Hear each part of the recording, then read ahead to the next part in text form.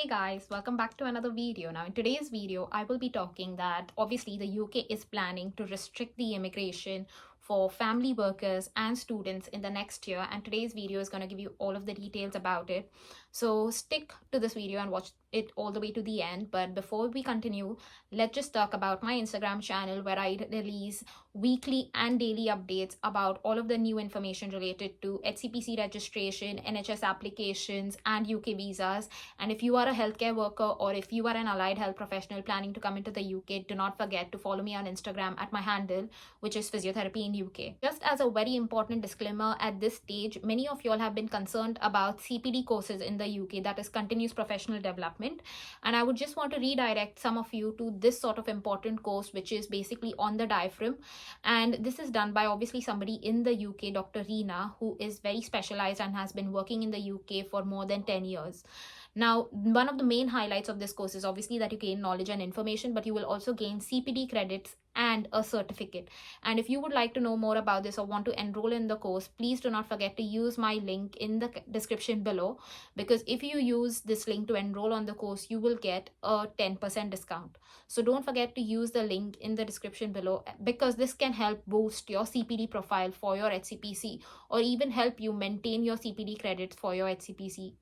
So, as you are aware, the UK right now is planning on cutting down its net migration, and they are currently in the process of coming up with a proposal or a plan to sort of do this in a more streamlined or in a more specific manner. So, according to the new updates that are being releasing on most of the sort of websites or most of the sort of news portals within the UK, I just want to inform you that the Home Secretary Swala Berverman is obviously working on a proposal to steadily reduce the net migration, not only for students and dependent visas, but also certain categories of skilled worker visas and asylum seekers who are planning to come into the UK. So let's just answer the simple question of why the UK government is actually planning to cut down the net migration.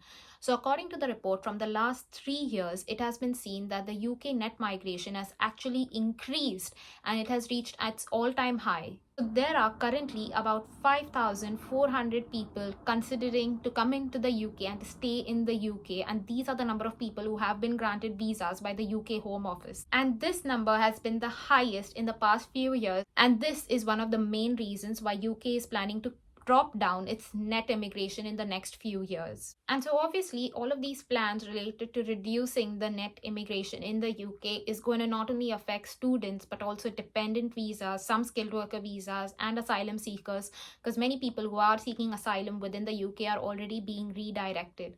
Now, we don't really know how this is going to happen or what is Swala Braverman's proposal, but this has been in the news quite often these days. Now, a good news for many of y'all is obviously while Swala Braverman is trying to sort of reduce the net migration of people planning to come into the UK government is actually hopeful and it doesn't want to discourage people from coming into the UK. So it's trying to find ways for people to come into the UK, or for at least skilled workers or people who are on the shortage occupation list to come into the UK and find ways to stay and work. So one of the main strategies that obviously the UK government is now trying to pursue is, while it is trying to reduce the number of net immigration, it's trying to also be aware of how they can sort of support the skilled worker visa. Now, one of the major factors that the UK Immigration Office or the UK Home Office is looking at right now is it's trying to reduce the number of dependents that come along with a skilled worker or with a student into the UK. So it's trying to sort of minimize, and here I want to emphasize on the word minimize. It's not saying that it will stop all dependents or stop everybody from entering into the UK, but it will sort of minimize the number of people that are allowed to accompany a skilled worker or a student who plans to come into the UK as a dependent. So obviously another thing that Swala Braverman is recommending at this stage that you need to be aware about is the minimum salary threshold. Now, each of us know that even if we qualify for a skilled worker visa or for a general tier 2 visa, we need to meet a certain minimum salary threshold. Now, what Swala Braverman is suggesting is that she wants to increase this minimum salary threshold. That means that if your salary falls less than the salary threshold, you will not be eligible to apply for the skilled worker visa or the health and care worker visa. Now, the unfortunate news is obviously that this minimum salary threshold is going to apply not only to the main applicant but also to any of the dependent visa holders that come along with it if they are obviously over 18 years of age. Now, another unfortunate news or a possible proposal that Swala government might add is it's planning or she is planning to basically increase the proof of funds. Now, I'm not sure if many of you all know this, but depending on the visa that you apply for, you have the ability or you need to show certain amount of money that is held in your bank account for about 28 days. Now, if you are unaware about this, please let me know in the comment section below and I will try to make a video on this in the future soon. But for most of y'all, if you are applying for a health and care worker visa, the general tier 2 visa, or even the student visa, there are some minimum amount of money, or there is some minimum amount of money that you need to be able to show within your bank. Now, this can obviously vary from person to person in terms of the visa application that you are making. Also, just be mindful that if you are planning to work in the NHS, you have the option of requesting your employer to provide maintenance fees. If they tick on the box that they are willing to provide you with the maintenance fees, then you do not need to submit your proof of funds. So please be aware about this, especially all of you out there who are healthcare professionals and planning to come into the UK to work in the NHS. Now, coming down to the obviously a good part of the increased salary threshold. Now, obviously, if you are somebody who's planning to work in the UK, you need to meet the minimum salary threshold. Now, if this is increased, it is obviously not a good news for people who are employing you, that is your sponsors, but it's a good news for you because obviously you will be earning more when you come into the UK. Now, this can dissuade some employers, especially those who are sort of new to the system. But again, like I said, if you have been planning to work in the NHS, you might be able to persuade your sponsors to sort of help you with it, especially because many of the professionals are now going on strike to increase our minimum wage anyways. So be mindful about this if you are making applications, especially as a healthcare professional in the UK.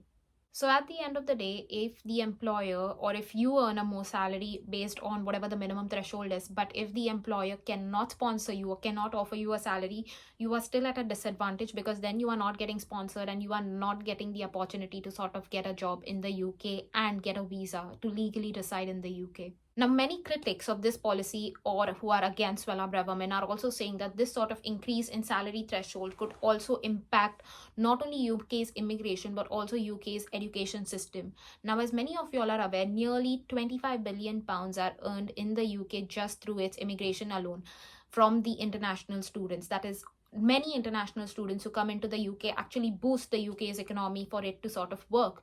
Now, obviously, if there are increased salary thresholds, that means that many of these students would not be able to land jobs which would meet the higher salary thresholds or whatever the salary requirements are.